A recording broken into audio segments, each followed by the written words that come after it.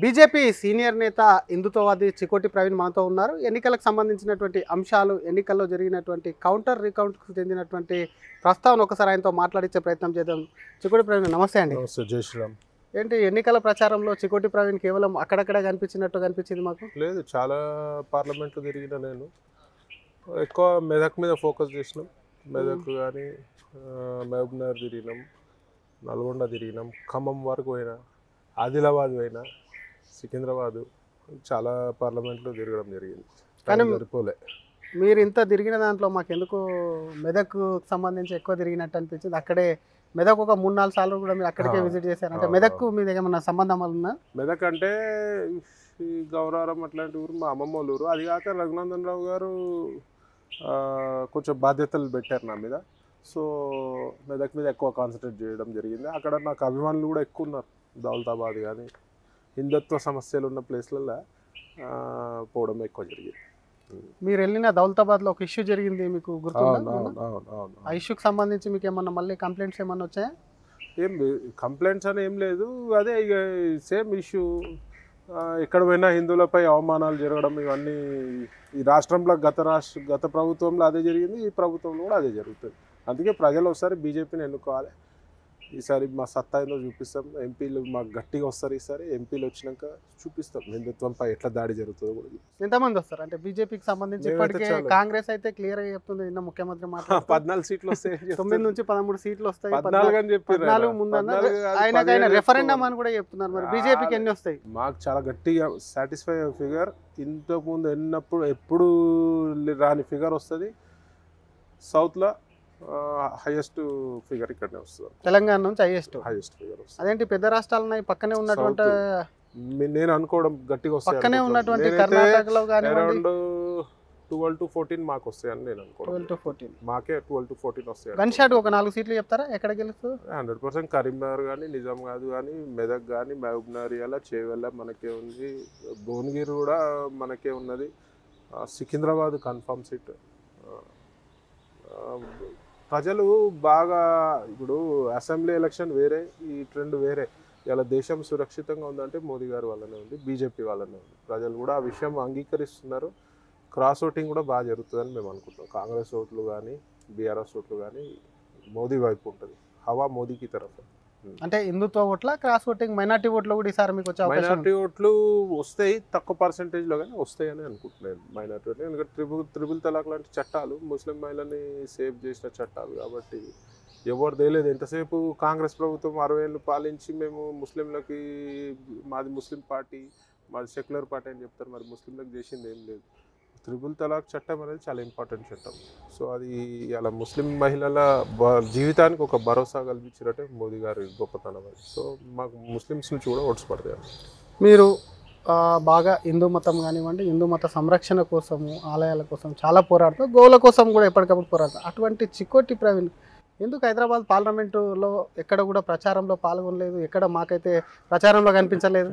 ప్రచారం అంటే నేను యాక్చువల్గా నాకు హెవీ స్కెడ్యూలే ఉండే, ఒకరోజు కూడా ఖాళీ లేకుంటుండే. సో ప్లస్ దూర ప్రయాణాలు ఉండే.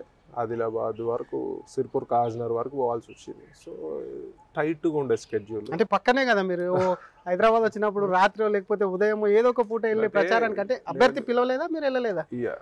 పిలిచినారు, అభ్యర్థి పిలిచినారు, మాధవలతి గారు పిలిచినారు. ఒకసారి వెళ్ళడం జరిగింది కానీ ఫుల్ ఫోన్లు చేయడం జరిగింది తప్పించి మెయిన్ వాళ్ళకి. కానీ ఫుల్ కాన్సన్ట్రేషన్ అంటే నేను చెప్తున్నా కదా, డిస్ట్రిక్ట్స్లో ఎక్కువ నాకు కాన్సన్ట్రేట్ చేయాల్సి వచ్చింది. అక్కడే ఓవైసీ ఏదైతే ఉందో ప్రచారంలో, హైదరాబాద్ పార్లమెంట్ ప్రచారంలో పాల్గొంటూ ఒక షాప్కి వెళ్ళి అక్కడికి బీఫ్ ఏదైతే ఉందో దాన్ని కాతేరాహో అని వ్యాఖ్యలు చేసింది. ఏంటి చికోటి ప్రవీణ్ కనీసం దాని మీద ఇంత రియాక్ట్ కూడా అవ్వలేదు ఎందుకు? ఇప్పుడు నేను బిజీ ఉండడం వల్ల కొంచెం మీడియాకు దూరంగా ఉన్నా. వాడు మాట్లాడేది ఎప్పుడు కూడా వాళ్ళంటేనే అసాంఘిక కార్యక్రమాలకి నిలయం ఎంఐఎం పార్టీ. దేశంని అంటే ఒక జ్యుడిషియర్ని కూడా గౌరవించని పార్టీ ఎంఐఎం పార్టీ. వాళ్ళదే ఉంటుంది. వాళ్ళు ఎంత నీచాన్ని కూడా కడతారంటే, వాళ్ళకి ఒక 10 ఓట్లు పడుతున్నాయి అంటే దేనికైనా తెగించడానికి రెడీ ఉంటారు. వాడు ఒక గౌరవమైన ఎంపీ స్థానంలో ఉండి, ఒక పదవిలో ఉండి, రాజ్యాంగబద్ధమైన పదవి అది ఆల్మోస్ట్ ఉండి, ప్రజలు ఎన్నుకున్న పదవిలో ఉండి సుప్రీంకోర్టు ఆర్డర్లను కూడా బేఖాతరు చేస్తూ మరి అట్లా ఎంకరేజ్మెంట్ చేయడం ఎంత మటుకు సంబంధం. నేను ఫస్ట్ నుంచి అదే మట్టుకుంటున్నా గవర్నమెంట్ల మీద, బీఆర్ఎస్ మీద కానీ కాంగ్రెస్ మీద కానీ అడ్డగోలు గోహత్యలు జరుగుతున్నాయి. దానికి మూల కారణం ఈ ఇద్దరు ఎంఐఎం లీడర్లు, ఓవైసీ బ్రదర్స్ ఇద్దరు. సో వాళ్ళని కంట్రోల్ చేయాల్సిన బాధ్యత ఈ ప్రభుత్వానిపై ఉన్నది. సుప్రీంకోర్టు ఆర్డర్స్ ఉన్నాయి గోవుని వధ చేయొద్దని చెప్పి, ఆయన కూడా వీళ్ళు బేఖాతరు చేస్తూ వాళ్ళ సపోర్ట్ 7 సీట్లకు ఏం కొంపలంటకపోతే నాకైతే ఇంతవరకు అర్థం కాలే. కానీ ఎంతసేపు ఏ ప్రభుత్వం వచ్చినా వాళ్ళ సంకలు నాకుతూనే ఉంటారు, ఎంఐఎం వాళ్ళ సంకలు నాకుతూనే ఉంటారు. ఈ యొక్క హిందువులు కూడా, కాంగ్రెస్లో ఉన్న హిందువులు కానీ బీజేపీ మన బీఆర్ఎస్లో ఉన్న హిందువులు కూడా ఆలోచించే పరిస్థితి ఇవాళ. మన తుమ్మల నాగేశ్వరరావు గారు డైరెక్ట్ ఓపెన్ స్టేట్మెంట్ ఇచ్చారు. ఏమని? కాంగ్రెస్ పార్టీ ముస్లింల పార్టీ, ముస్లిమ్స్ ఉంటేనే కాంగ్రెస్ పార్టీ. నువ్వు సెక్యులర్ పార్టీ అన్నప్పుడు నీకు ముస్లింలు కానీ హిందువులు కానీ క్రిస్టియన్లు కానీ వేరే ఇతర మతస్థులు ఎవరైనా ఈక్వల్గా చూడాలి. కాంగ్రెస్ పార్టీ ముస్లింల పార్టీ అంటే దాని అర్థం ఏంటి అన్నారు? హిందువులకి అవమానం జరుగుతుంది. సిగ్గు లేకుండా మన కాంగ్రెస్ పార్టీలో ఉన్న హిందువులు ఆలోచించుకునే పరిస్థితి. మరి సిగ్గు శరం అనేది ఉండాలి వాళ్ళకి. ఏం మాట్లాడుతున్నారు, ఏం చేస్తున్నారు, మాటలు కాదు చేతలు కూడా అవుట్రైడ్గా వాళ్ళ సైడే ఉంటాయి. ఈ గోహత్యలకి అసలు కంట్రోల్ లేదు. డిపార్ట్మెంట్ కూడా వన్ సైడ్, అటు సౌత్ జోన్లో ఉన్న డిపార్ట్మెంట్ కూడా వాళ్ళకే ఫేవర్ చేస్తారని నేను అనుకుంటున్నాను. అంటే police department? Yes, police department. మరి విపరీతంగా నేను చెప్తున్నా కదా, బక్రీద్ టైంలో మీరు రండి, మీ ఆర్టీవీలు రండి, నేను తీసుకుపోతా. యథేచ్ఛగా నడ్డి రోడ్డుపై బార్కాస్ లాంటి ప్రాంతంలో మెయిన్ రోడ్డుపై గోవధలు జరుగుతుంటాయి, పట్టించుకునే నాలుగు 100 సార్లు నేను కంప్లైంట్ ఇవ్వడం జరిగింది. ఇప్పుడు ఆ ఏరియాలలోకి నేను పోలేను వితౌట్ సెక్యూరిటీ, పోవాలంటే ఇబ్బందులు. సో అక్కడ పోతే మళ్ళీ కమ్యూనల్ ఇష్యూస్ వస్తున్నాయని చెప్పి మాపై కమ్యూనల్ రకంగా చర్యలు తీసుకుంటారు, బెదిరిస్తారు. సో మీరు ఈ వచ్చే బక్రీద్ కానీ ఏ ఉన్నా సరే, ఉట్టి బక్రీదే కాదు, ఉట్టప్పుడు కూడా ఒక నిఘా అనేది పెట్టాలి.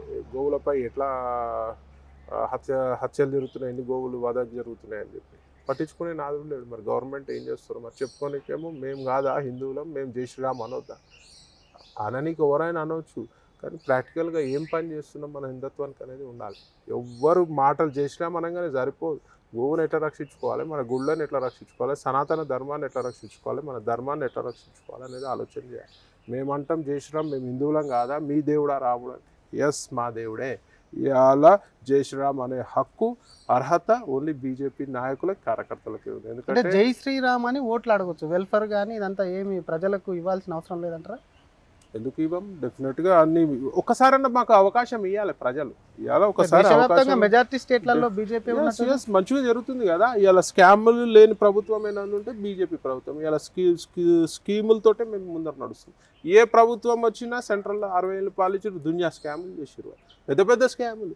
బోఫోర్స్ అనుకోండి, 2G స్పెక్ట్రమ్ స్కామ్ అనుకోండి, బొగ్గు స్కామ్ అనుకోండి, వదేరా స్కామ్ వాళ్ళదే ఉన్నది.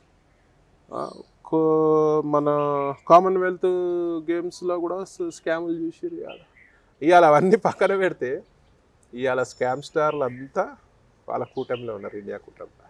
ఇవాళ మమతా బెనర్జీ లాంటి వాళ్ళు కానీ, వీళ్ళు లాలూ ప్రసాద్ యాదవ్, మొత్తం మోదీకి ఆపోజిట్ ఉన్న స్కామ్ స్టార్. ఇండియాలో కాంగ్రెస్ అనొద్దని స్కామ్ గ్రెస్ అనాలి. ఇవాళ పరిస్థితి అట్లా ఉన్నది. ఉన్న స్కామ్ స్టార్లు అంతా తీసుకొచ్చారు. ఒక్క మనిషికి ఎవరైతే 24 గంటల్లో 20 గంటలు దేశం గురించి పనిచేసి ఒక మహానాయకుడికి అడ్డుపడాలని చెప్పి రకరకాల శక్తులన్నీ పనిచేస్తున్నాయి. కానీ అవి ఆ పప్పులు ఏమి ఉడకవు. వన్ సైడ్ మోదీ గారు ఇస్ బార్ 400 పార్ నినాదంతో ముందుకు పోతుంది. అసలైన తొలి వెలుగు. ఫాలో వాట్సాప్ @తొలి వెలుగు official.